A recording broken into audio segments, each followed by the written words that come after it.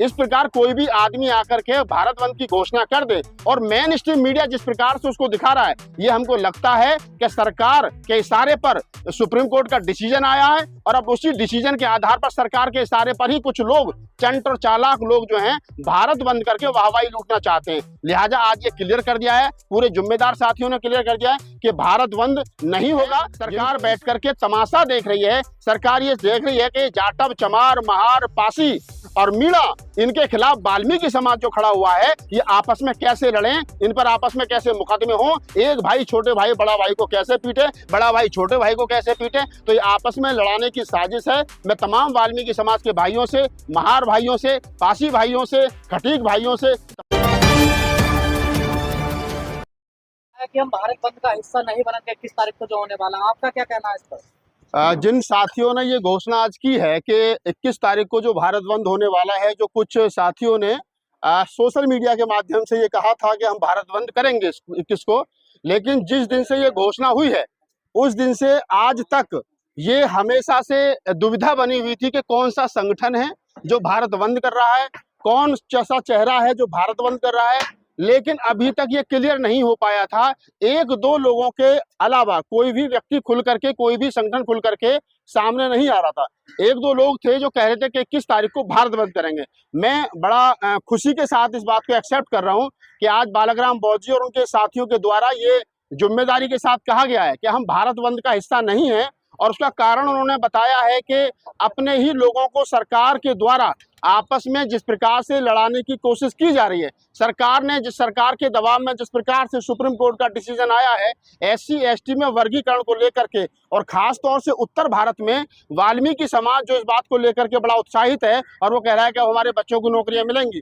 तो मैं एक बता देना चाहता हूँ तमाम साथियों को कि हम लोग पहले दिन से कह रहे हैं, मैं खास तौर से पहले दिन से कह रहा हूँ कि वाल्मीकि समाज के बच्चों को नौकरियां मिलें, हम ये चाहते हैं। लेकिन सबसे पहले ये भी पूछ लिया जाए कि सरकार के पास नौकरी कितनी है। सरकार आए दिन सरकारी सिस्टम को, सरकारी जो उनके पास में सिस्टम है उसको प्राइवेट कर रही है। राष्ट्रीय जो संस्थान है, चाहे बैंक हो, रेलवे हो, LIC हो, ICU हो, जितने भी सरकारी संस्थान थे, जब वो सरकार उनको बेच देगी और प्राइवेट हाथों में सौंप देगी, जब सरकार के पास नौकरियां है ही नहीं, तो फिर इस बात पर खुश होने की जरूरत क्या है कि आपको नौकरियां मिलेंगी। पहले जरूरत है उन संस्थानों को बचाए रखने की।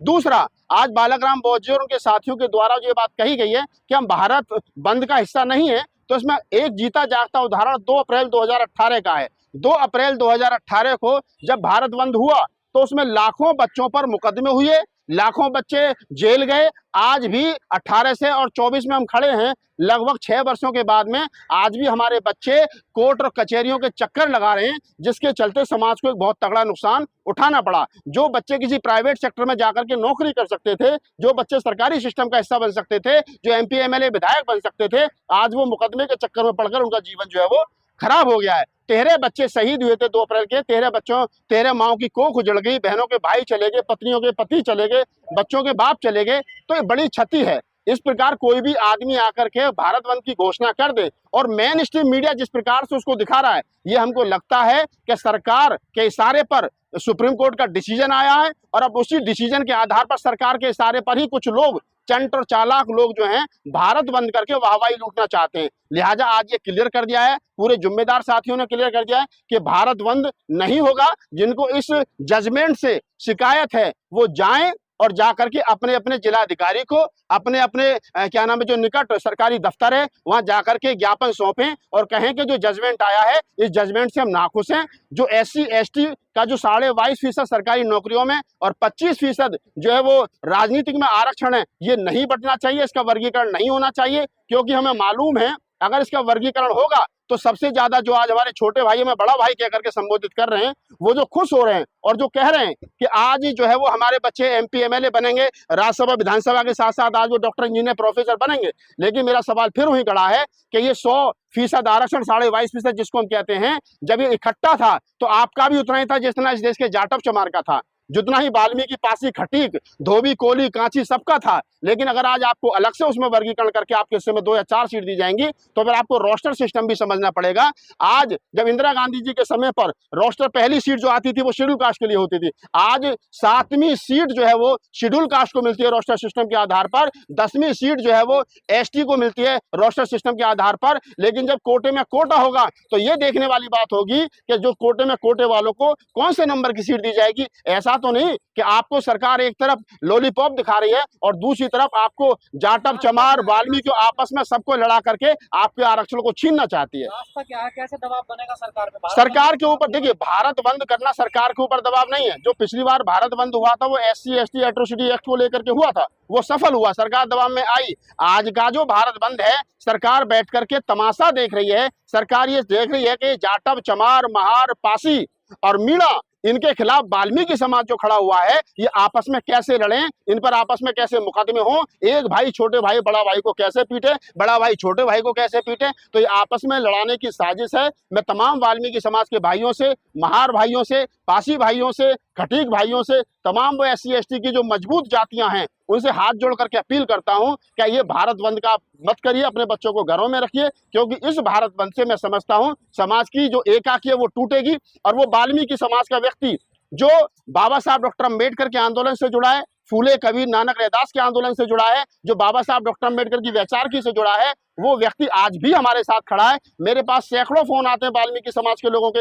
आज भी राजेंद्र जी का फोन आया सोनीपत से, आज सुबह एक फोन आया था वकील साहब का मेरे पास में काशीपुर से, उत्तराखंड से। वो कह रहे हैं कि हम आपके साथ हैं। अगर ये जो लोग इसको नहीं समझ पा रहे हैं, इसके दूरगामी परिणाम क्या होंगे, वो वाल्मीकि समाज के जो हमारे भाई खुश हो रहे हैं उनको चाहिए वो खुश ना हो, इसकी बारीकियों को समझे। ये आरक्षण, ये सरकार और ये जो जजमेंट आपको आरक्षण दे नहीं रहे, आपसे आरक्षण छीनने की साजिश है, कोशिश है। लिहाजा मैं पुनः अनुरोध करता हूं तमाम टीवी चैनलों के माध्यम से कि आप इस खबर को चलाइए और 21 तारीख में अपने घरों में रहिए, घर से बाहर मत निकलिए। कोई भारत बंद नहीं है अगर आप इस जजमेंट से खुश नहीं है। हालांकि 100 से ज्यादा रिव्यू पिटीशन सुप्रीम कोर्ट में डालने की तैयारी चल रही है, जैसा बालक राम जी ने बताया और तमाम साथियों ने बताया। कोर्ट का जजमेंट 7 जजों की बेंच का ये जजमेंट है, 9 जजों की बेंच में जाया जाएगा और वहां पर रिव्यू पिटीशन फाइल की जाएगी। एक दिन में ना कोई डिसीजन आता है ना कोई लागू होता है। जल्दबाजी, हड़बड़ाहट ना करें, प्यार मोहब्बत से सब रहें। चाहे वो वाल्मीकि समाज के लोग हैं, चाहे वो दलित समाज में जाटव, चमार, महार, पासी, मीणा हैं,